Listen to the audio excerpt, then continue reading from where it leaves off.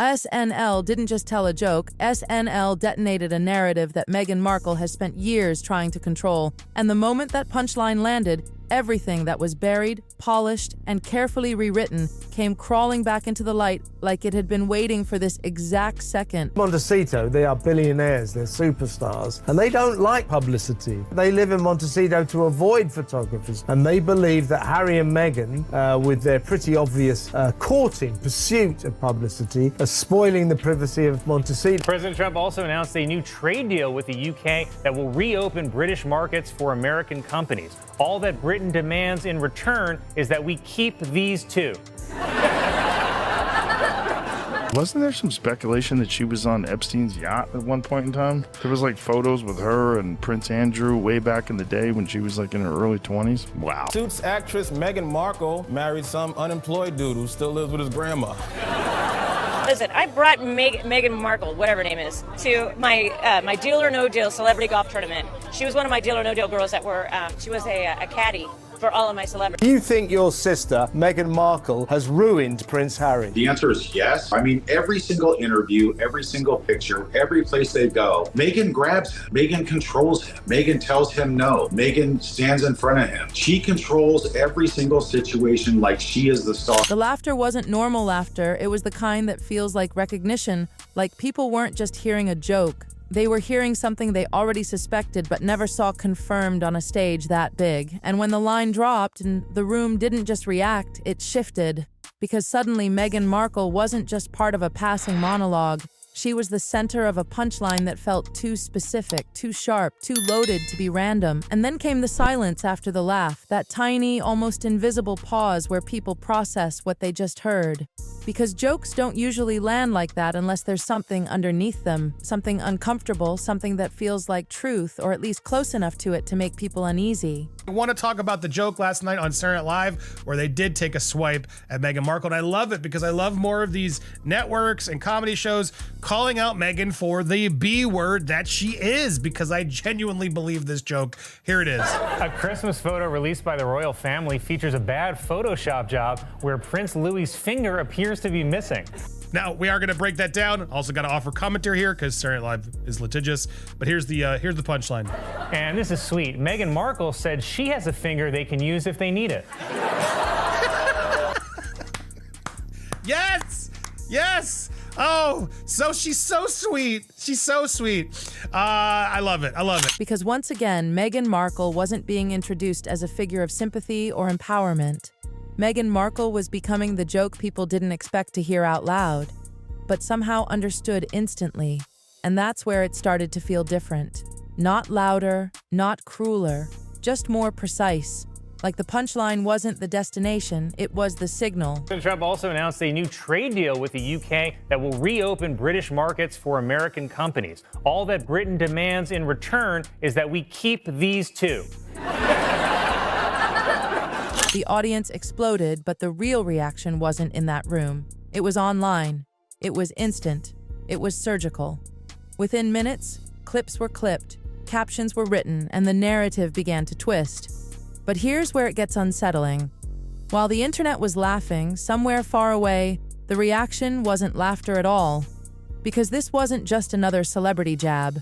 This hit something deeper, something personal. Something that looked like it wasn't supposed to be said yet. Gotta love it when an American broadcast television network and a comedy institution like Saturday Night Live takes a swipe showing how much of a B Meghan Markle is. Insiders started whispering about the reaction. Not calm, not strategic, furious. Because this wasn't about politics or royal drama this time. Meghan Markle wasn't being mocked for interviews or speeches. Meghan Markle was being mocked for something much more fragile, her brand. The thing that has been built piece by piece, interview by interview, image by image. That's the title of her show, Love Meghan. For what to watch? Who wants to watch Meghan Markle bake a pie? And that's when sharp-eyed viewers started noticing something else. The joke didn't feel like a one-off.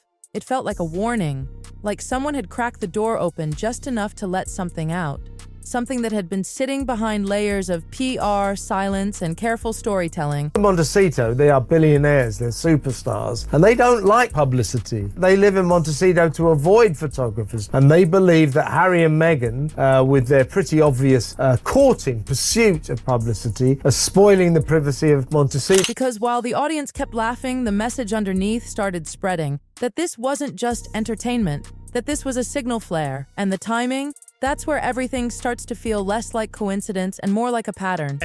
NBC, just calling it for what it is. I love it. I think this is beautiful. The more we can expose Meghan for her atrocious behavior and vendettas, the better. Something was already in motion, and before that joke even cooled down, the internet delivered the second blow, not slowly, not cautiously, immediately.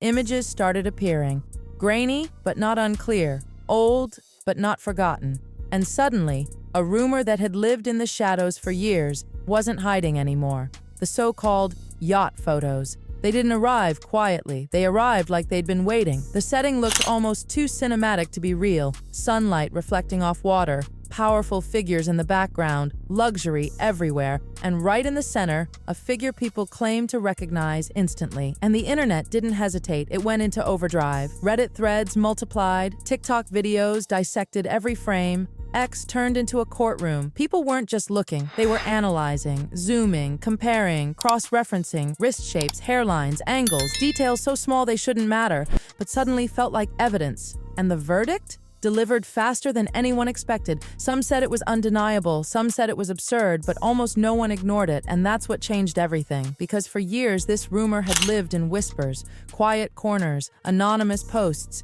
easy to dismiss, easy to bury, but not anymore, because now it had timing, and timing changes everything, because right when those images surfaced, Meghan Markle wasn't quiet. Meghan Markle was in the middle of a shift. A rebrand, new projects, new image, new narrative, a carefully timed return to relevance, and suddenly the contrast hit like a collision. On one side, the polished version, the curated version, the version built on lifestyle, empowerment, control, and on the other side, something that didn't fit, something that didn't align, something that raised questions people weren't asking out loud before.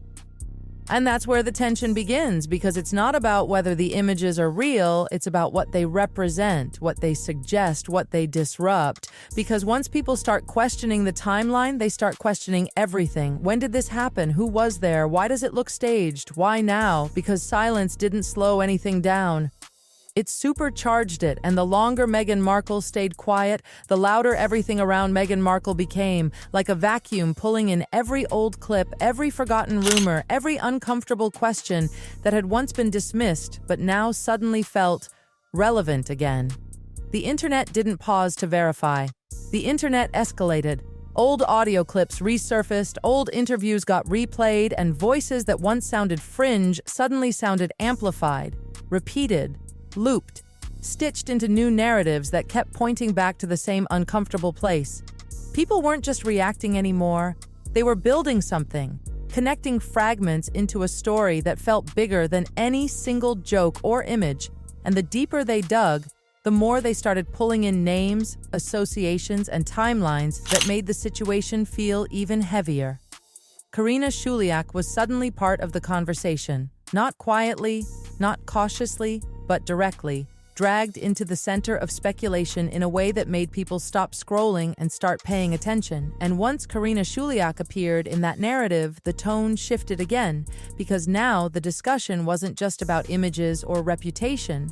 It was about proximity, about circles, about who was connected to whom and when. And then Jeffrey Epstein entered the conversation not as a distant headline, but as a name that carried weight, gravity, and immediate controversy, instantly raising the stakes of everything being said, everything being implied. And then Meghan Markle was spoken about in the same breath, and that's where everything started to feel like it was spiraling into something much harder to contain, because the conversation wasn't linear anymore. It was expanding in all directions. People began asking questions that weren't neat, weren't controlled, weren't easy to answer. Questions about timing, questions about social circles, questions about why certain details seemed to align in ways that made no one comfortable. The deeper the internet went, the less it looked like curiosity, and the more it looked like obsession. Because once people believe there are missing pieces, they don't stop until they feel like they've found them, and in that search, every old connection became suspicious. Prince Andrew was pulled into the conversation again and again, not gently, not indirectly, but as a central figure in theories that kept gaining traction the more they were repeated. And once Prince Andrew was part of the narrative, the weight of everything multiplied, because now the discussion wasn't just about Meghan Markle, it was about a web of associations that people were determined to map out.